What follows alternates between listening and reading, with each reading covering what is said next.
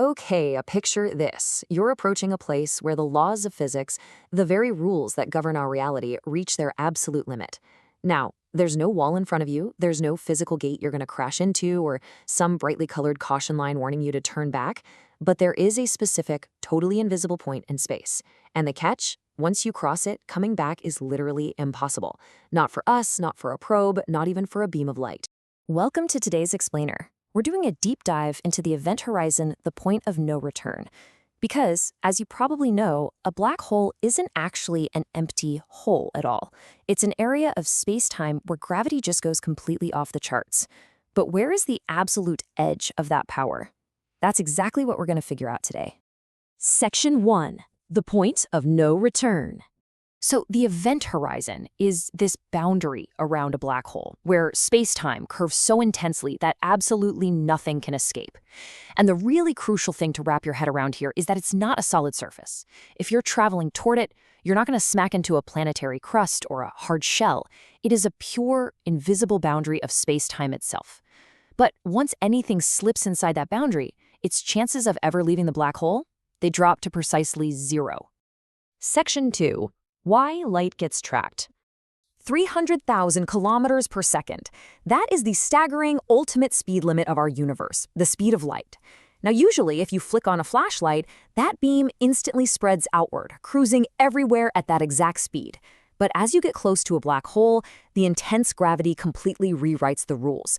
The pull gets so extreme that space-time itself gets twisted and fundamentally altered. And that leads us to the true, kind of haunting reality of the event horizon. All future directions point inward. It's not just that the black hole is acting like some giant cosmic vacuum cleaner, sucking the light backward. No, it's much weirder than that. Space-time is warped so severely that for a particle of light, a path pointing outward simply ceases to exist. Every possible future direction it can take leads directly toward the center. The exit door has literally been erased from the universe. Section 3. The Schwarzschild radius. Let's take a quick look at the math that dictates where this boundary actually begins. Rs equals 2gm over c squared. Now let's break this down real quick.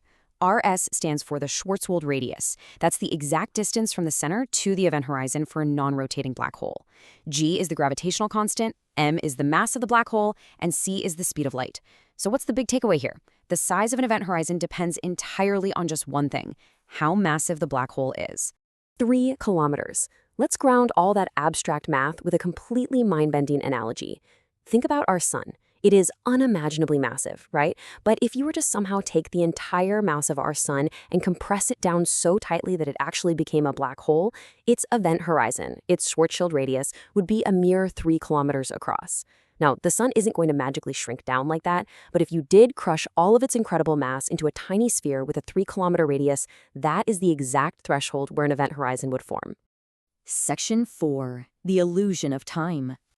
Okay, this is where things get truly bizarre. Imagine one astronaut is falling into a black hole, while a distant observer is safely watching them from far away. For that observer, as their friend approaches the event horizon, the falling astronaut's clock appears to slow way, way down.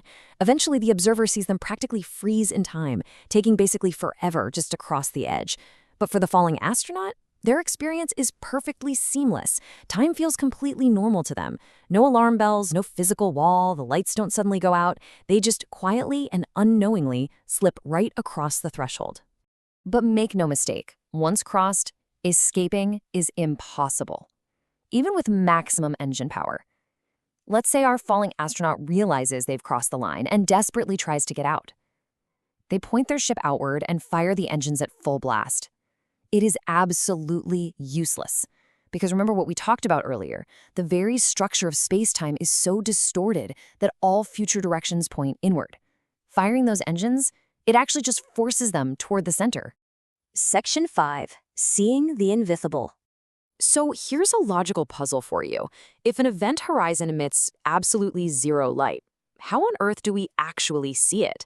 If no signal, no information, literally nothing escapes this boundary, shouldn't a black hole just be totally, perfectly invisible to our telescopes? How do we even know they're out there? Well, here is the cosmic workaround. We don't actually see the black hole itself, we see the violent, glowing effects it has on the universe around it. And this basically happens in two main ways. Step one is the accretion disk. Gas and dust swirl around the black hole, getting superheated by extreme friction and gravity, which creates this blindingly bright disk of material just outside the event horizon.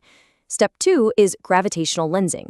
The extreme gravity acts like a massive cosmic magnifying glass, bending and warping the starlight from galaxies way behind it.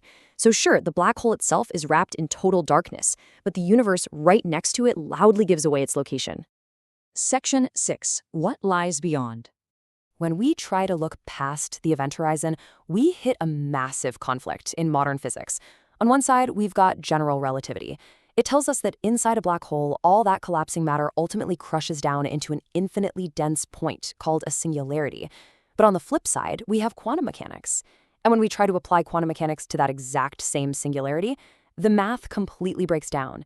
It flat out demands a new, currently undiscovered, unified theory of physics. Our two greatest scientific frameworks literally contradict each other once you cross that line. Which leaves us with one final, incredibly provocative question. What actually happens inside? Is there truly a singularity where space and time completely lose their form? Because honestly, the scariest aspect of a black hole isn't just that it swallows matter. It's the haunting reality that past a certain limit, no message from you can ever reach the outside universe again. This is literally where our current understanding of physics ends and where the true cosmic mysteries begin. Thanks for joining me on this explainer, and I hope it leaves you wondering just how far the limits of our universe really go.